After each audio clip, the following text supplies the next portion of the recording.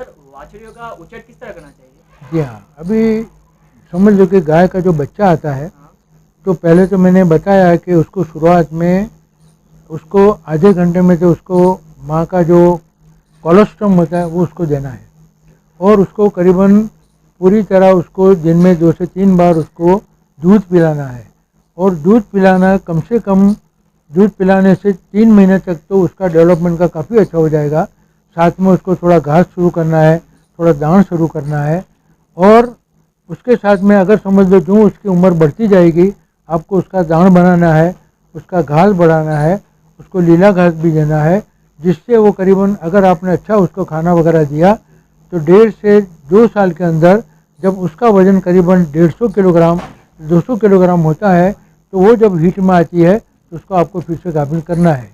और दूसरी बात क्या है कि उसको पहले महीने के अंदर उसको डीवर्मिंग करना है, बच्ची को जो बछड़ी आती है उसको, और डीवर्मिंग के अंदर आप अल्बेंडाजोल यूज़ कर सकते हैं। साथ में हर महीना उसको ये डीवर्मिंग उसको करना है। साथ में गायों को और आपकी बछड़ियों को उसको बीमारी न हो उसके लिए आपको वैक्सीनेशन भी कराना है, क्योंकि वैक्सीनेशन ऐसी चीज़ है कि उससे बीमारी रुक जाती है। और इंग्लिश में उसका प्रोवर्ब भी है कि prevention is better than cure, यानी कि बीमारी होने से पहले अगर आप रोकथाम करेंगे तो उसकी बीमारी भी कम आएगी और आपको नुकसान भी कम होगा। इसलिए खास करके जो गायों की बीमारियां हैं उसमें खास करके हमारे जो एरिया के अंदर एक तो फुट एंड माउथ है, जिसके हमको रस्सी रखाना चाहिए, जिसकी रस्सी रखाना चाहिए उसको बोलते हैं HS, हेमोरेजिक सेप्टिसीमिया, वो हमको बारिश के पहले रखाना है। और दूसरा होता है उसको ब्रुसेलोसिस, जो एबॉर्शन होता है, तो उसमें जो बछड़ी करीबन 3 महीने की हो जाती है तो उसका ब्रुसेलोसिस का भी आपको रस्सी रखानी है। और ये सब सर्विसेज आपको कोऑपरेटिव सोसाइटी से मिल जाएगी और गवर्नमेंट के द्वारा भी आपको मिल जाएगी। उसको आपको सही इस्तेमाल करके उनका वैक्सीनेशन पूरा करा लेना है। सर गायों के इलाज और उनकी बीमारी के बारे में कुछ बताइए सर। ठीक है, देखो खास करके क्या है कि गायों वगैरह की बीमारी को हम उसको नॉलेज लेना हमको बहुत ज़रूरी है, क्योंकि बीमारी एक ऐसी चीज़ है कि अगर बीमार जानवर हो जाता है और अगर मर जाता है तो हमको ज़्यादा से ज़्यादा नुकसान होता है। और वो नुकसान के बचने के लिए हो सके तो हमको उसका इंश्योरेंस ले लेना चाहिए। इंश्योरेंस लेने से क्या होता है कि समझ लो खुदा ना खास्ता आपकी गाय मर गई और उसके लिए आपका इंश्योरेंस लिया होगा तो आपको उसका पैसा मिल जाएगा और आप फिर से उसका जानवर ले आ सकते हैं।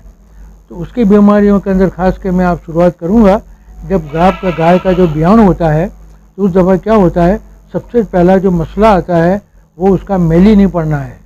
मेली को बोलते हैं प्लेसेंटा, यानी कि गाय ब्याने के बाद उसका जो प्लेसेंटा है वो 24 घंटे में गिर जानी चाहिए। लेकिन अगर नहीं गिरेगा तो क्या होगा, उसको नुकसान हो जाएगा। तो उसके लिए पहले आपको क्या करना है कि गाय जैसे ही ब्याए आप उसको 20 गोली एंडोक्लिन टैबलेट खिला देना है। और अगर समझ लो कि 1 घंटे में नहीं गिरी है तो हर 1-1 घंटे के बाद उसको 10-10 गोली एंडोक्लिन की खिला देनी है।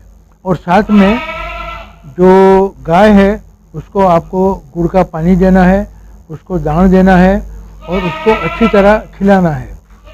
और समझ लो कि अगर उसका मेली नहीं पड़ता है करीबन 12 या घंटे के अंदर तो आपको डॉक्टर को बुला के उनकी सलाह लेना है। दूसरी जो बीमारी होती है गायों के अंदर खास करके ब्यान के बाद वो होता है उसका जो बावला होता है जिसको अडर कहा जाता है, इसमें स्वेलिंग आ जाती है। और स्वेलिंग आ जाने के बाद उसका दूध खराब हो जाता है और दूध उसका जो अडर है वो एकदम हार्ड हो जाता है, जिससे क्या होता है कि अगर उसके साथ में बुखार आ जाता है तो जानवर खाने का भी बंद कर देता है। और उसको जो अडर के अंदर उसको तकलीफ़ होती है, इससे दूध खराब होने की वजह से हम जो दूध की उम्मीद रखते हैं वो नहीं होता है। तो इसके लिए हमको पहले तो डॉक्टर की सलाह लेनी चाहिए। लेकिन उसके लिए अगर समझ लो कि वो हो गया है तो आप उसके ऊपर एलोवेरा है जिसको कुंवर पाठा हमारे गुजराती में बोलते हैं, तो जो एलोवेरा है उसके पान है उसके कांटे आपको निकाल डालना है, उसके बाद उसके टुकड़े करके उसको मिक्सचर में डालना है और उसके अंदर आपको हमें खाने का चूना और हल्दी वो मिला के उसका जो लेप है वो उसके अडर के ऊपर दिन में 3 से 4 बार घसना है। साथ में एलोवेरा जो होता है उसके पान के अंदर जो सफ़ेद जेल वो भी उसको करीबन 5 दिन तक आपको पिलाना है। और उसकी ट्रीटमेंट के लिए आपको डॉक्टर को बुला लेना है, नहीं तो उसके जो इंजेक्शन आते हैं वो खास करके हमारे अनुभव के मुताबिक एमोक्सिलिन फॉर्ट करके जो इंजेक्शन आते हैं वो, उसके साथ में आपको एनिस्टामिन देना पड़ेगा, बी कॉम्प्लेक्स देना पड़ेगा। और अगर स्वेलिंग है तो स्वेलिंग में आपको फ्यूसेमाइड इंजेक्शन भी 5 ml देना पड़ेगा। और साथ में उसको पेन रिलीव के लिए मेलोक्सिकन प्लस है या तो फ्यूजिक्सिन करके इंजेक्शन है वो आपको देना पड़ेगा, जिससे क्या है कि ये ट्रीटमेंट आप जहाँ तक कोई अच्छा ना हो वहाँ तक आपको करानी पड़ेगी, जिससे क्या उसका दूध अच्छा हो जाए और आपको मुनाफा हो। तीसरी जो बीमारी आती है उसको बोलते हैं मिल्क फीवर। हाँ, मिल्क फीवर में क्या होता है कि जानवर जब ब्याता है तो उसके बदन के अंदर से कैल्शियम कम हो जाता है और वो बदन उसका ठंडा हो जाने की वजह से वो जानवर खड़ा नहीं हो सकता, उसमें ताकत नहीं रहती है। तो उसके लिए भी आपको क्या करना है, डॉक्टर बुला के उसकी ट्रीटमेंट करानी है, साथ में उसको कैल्शियम वगैरह भी देना है। लेकिन सबसे बेहतर बात क्या है कि अगर आपका जानवर गाभिन हो तो उसको करीबन 2 महीने पहले से उसका जो अच्छा खोराक है न्यूट्रिशन वाला वो आपको उसको साथ में देना है।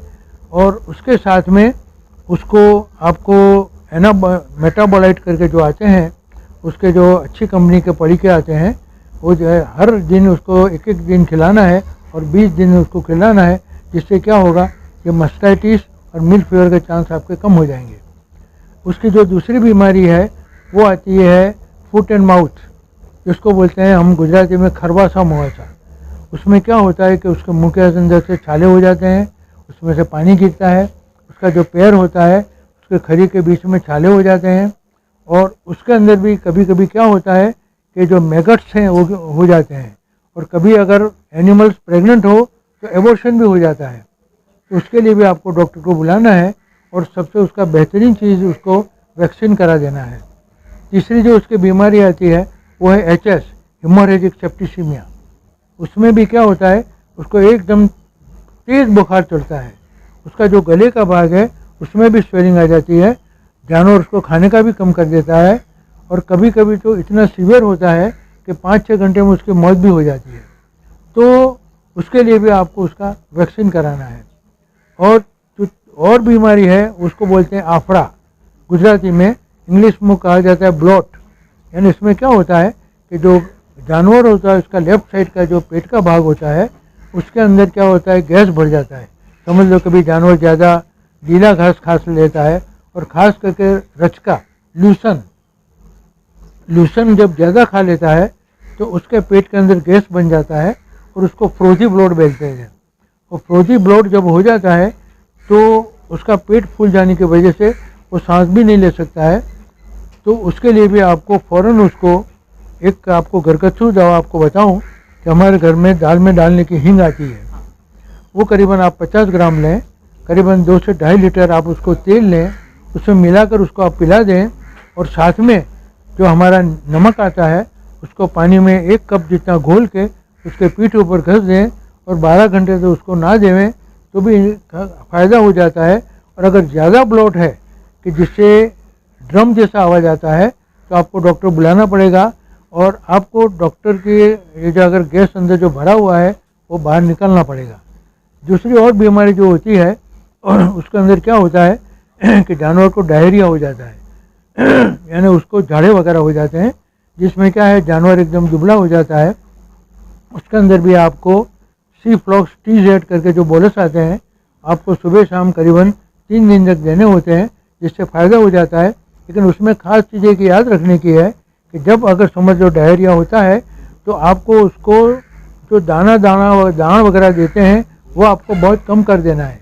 अगर समझ लो कि आप उसको चालू रखेंगे तो डायरिया आपका जल्दी बंद नहीं होगा, क्योंकि इसको इंडाइजेशन होता है। इंडाइजेशन में अगर हम ज़्यादा दाना देंगे तो उसका जो आंचल के अंदर जो सोजा वगैरह है वो कम नहीं होगा, जैसे उसका डायरिया उसका चालू ही रहेगा। इसलिए आपको ये करना है। ये इसकी जानवर की खास बीमारियां हैं। आपको हमारे फार्म के अंदर देसी मुर्गियां भी देखी आपने होगी। आपको देखने के बाद आश्चर्य होगा कि बकरियों और गायों के साथ ये डॉक्टर मुर्गी क्यों रख रहे हैं। लेकिन इसकी सबसे बड़ी बात क्या है कि मुर्गी एक ऐसा जानवर है कि उसको वो क्या करती है कि जिससे बीमारी फैलती है उसके जो कैसेटा वगैरह होते हैं, मैगट्स होते हैं, वो मुर्गी खा जाती है।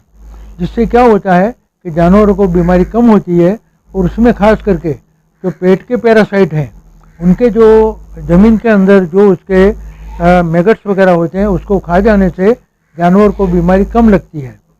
और इसी तरह आपने देखा होगा, हमने लेब्राडोर हमारा कुत्ता भी रखा हुआ है।